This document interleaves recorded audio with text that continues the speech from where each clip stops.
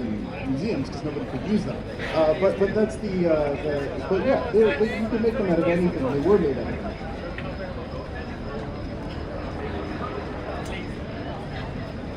Not out of balance, but that the arc of my weapon is interrupted, which is exactly what you want.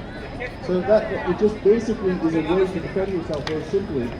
Now, one of the things that's very common in bucklers is the outside rim, like this, would be made of something soft, with the intention of sticking, right? If I can stick the sword in the outside rim, that would be very helpful. We also see a lot of bucklers with a spike or small something in the middle.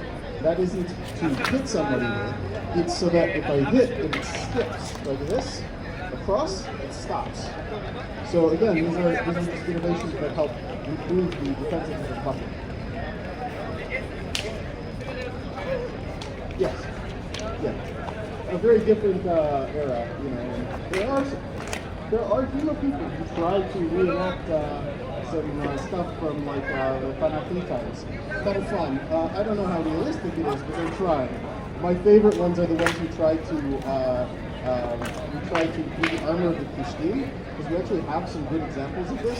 Sea peoples, you know, historically speaking, that's what they were called. They're Pushtin in the historical context. That if you look at the writings of people outside of the Hudim, they were called the sea people because they came from the sea, right? And they would raid. And the big difference between the Pushtin and everyone else is they have the best metal, which you see because like David Amela raids to steal swords because the Pushtin have much better swords than the Hudim.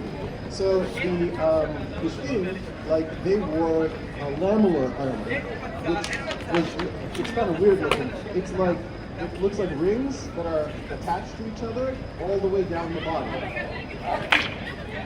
Yeah, sort of like mail. If you look at like kind of, if you look at it, it looks like a guy in a tube, like he's pretending to be a robot, kind of. Like it's a tube of bronze, kind of all the way down. Looks pretty weird. You can see them in museums and stuff sometimes because they were around, but they were better than anybody else's armor, so people were pretty impressed. So heavy, hard to move in. Very heavy. And then there's a different approach. And then, of course, the most successful Mediterranean antiquity armies, the Romans, etc., they instead just made really big shields. So that was their kind of approach. Yeah, go ahead. Yeah, well, there are hoplites had smaller shields. That's what they're named for. Hoplite shields were not were smaller. The full Legionnaire shields